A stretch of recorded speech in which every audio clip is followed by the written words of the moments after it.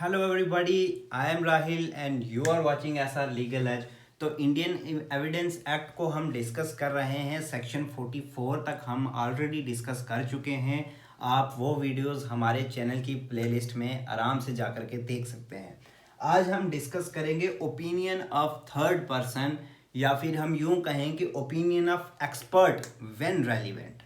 ठीक है, तो सेक्शन 45 से लेकर के सेक्शन 51 तक जो है, जो हमारा रेलिवेंसी का चैप्टर चल रहा है सेक्शन 5 से 55 तक, उसमें एक पार्ट है opinion of expert when relevant. तो सेक्शन 45 कहती है ओपिनियन ऑफ एक्सपर्ट्स। ठीक है, जब भी कोर्ट को ओपिनियन किसी फॉरेन लॉ के ऊपर चाहिए, या कोई साइंस या कोई आर्ट है या कोई हैंडराइटिंग है या फिर कोई फिंगर इम्प्रेशन है, इस तरह की जो चीज़ें होती हैं जो एक ऑर्डिनरी मैन खुद नहीं कर सकता, उसके लिए एक्सपर्ट की ज़रूरत चाहिए होती है। तो वहाँ पर उस एक्सपर्ट की जो भी ओपिनियन होगा वो उस केस में रेलिवेंट हो जाएगा। This is our section 45। ठीक है, देन सेक्शन 45A हमारी कहती है opinion of examiner of electronic record. जो भी हमारा कोई कंप्यूटर रिसोर्स है या फिर कोई डिजिटल रिकॉर्ड है या कोई कंप्यूटर रिकॉर्ड है जो स्टोर्ड है किसी कंप्यूटर के अंदर, अब वो जब फैक्ट इन इशू में होता है, वो डिस्प्यूटेड होता है, तो जो एग्जामिनर होता है उस इलेक्ट्रॉनिक रिकॉर्ड का, उस एग्जामिनर का जो ओपिनियन रहेगा वो रेलिवेंट हो जाता है उस केस में, उस डिस्प्यूट को सॉल्व करने के लिए। तो जो हमारा एग्जामिनर है वो section 79A of the information technology act 2000 में डिफाइन किया गया है। तो सेक्शन 46 हमारी जो नेक्स्ट सेक्शन है वो कहती है कि fact bearing upon opinion of expert. Opinion of expert को तो हमने ऊपर डिस्कस किया 45 या 45A में। अब अगर कोई ऐसा फैक्ट है जो ओपिनियन ऑफ एक्सपर्ट के साथ या तो उसको सपोर्ट कर रहा है या उसका इनकंसिस्टेंट है उसके साथ, ठीक है, मतलब या उसको अपोज कर रहा है या उसको सपोर्ट कर रहा है, तो वो वाला जो फैक्ट होगा वो भी यहाँ पर रेलिवेंट हो जाएगा अंडर सेक्शन 46।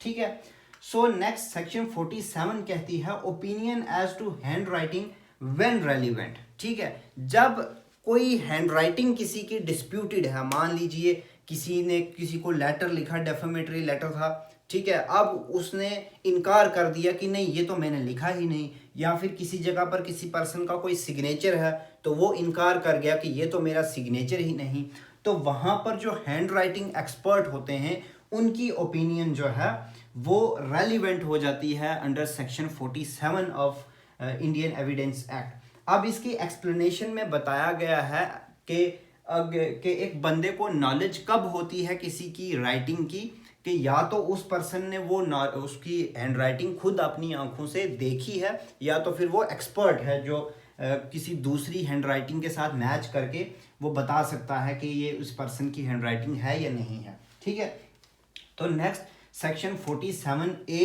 जो इंसर्ट की गई है अपने इंफॉर्मेशन टेक्नोलॉजी एक्ट के बाद अमेंडमेंट हुई थी, 45A भी आई 2000 और 47A भी आई 2000 में।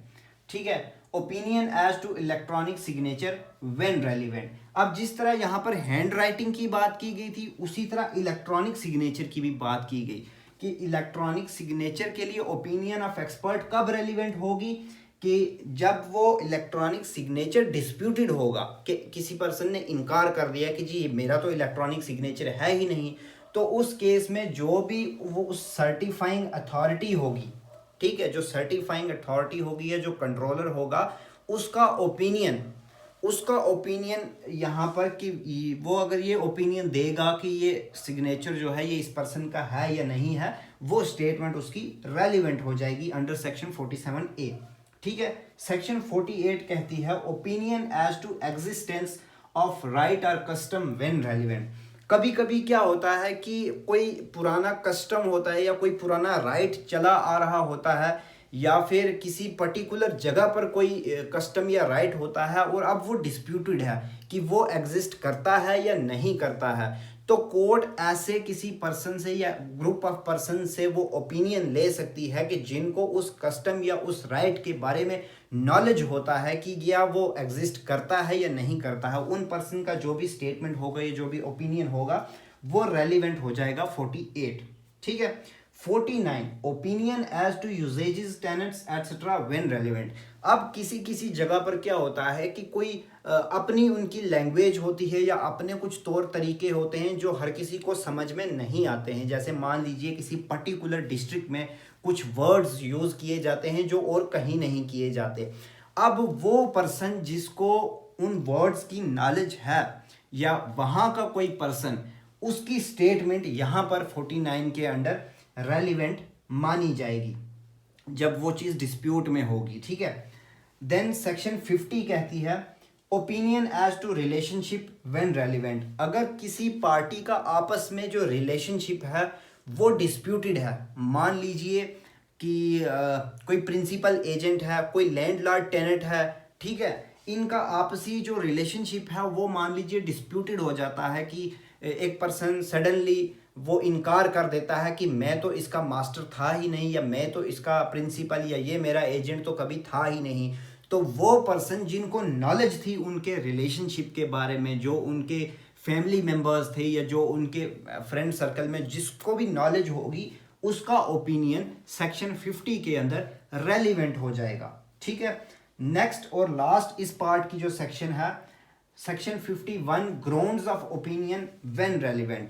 अब अगर यहाँ पर हमने 45 से लेकर के 50 तक हमने किसी ना किसी पर्सन की ओपिनियन को रेलिवेंट समझा है, ठीक है, अब कहीं कहीं पर यह सवाल भी पूछ लिया जाता है कि आपने किस ग्राउंड पर ये जो स्टेटमेंट या जो ओपिनियन आपने दी है वो किस ग्राउंड पर दी है। तो जहाँ पर वो किसी लिविंग पर्सन की ओपिनियन रेलिवेंट है तो वो किस ग्राउंड पर दी गई है वो चीज़ भी रेलिवेंट हो जाती है।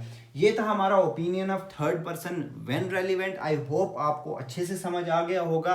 रेलिवेंसी ऑफ फैक्ट्स वाला जो हमारा चैप्टर है वो ख़त्म होने जा रहा है, बस एक ही कैरेक्टर व्हेन रेलिवेंट बच गया है, वो हम नेक्स्ट वीडियो में कवर करेंगे। तो आई होप आपको अच्छे से क्लियर हो गया होगा। अगर कोई कन्फ्यूजन है तो कमेंट बॉक्स में ज़रूर पूछें, और अपने अच्छे अच्छे कमेंट्स तो आप लोग करोगे ही, और चैनल को सब्सक्राइब तो आपने अभी तक कर ही दिया होगा, और अगर नहीं किया है तो कर दो, और अपने फ्रेंड्स के साथ भी ज़्यादा से ज़्यादा शेयर करें। और मिलते हैं अगली वीडियो में। Thank you, bye bye.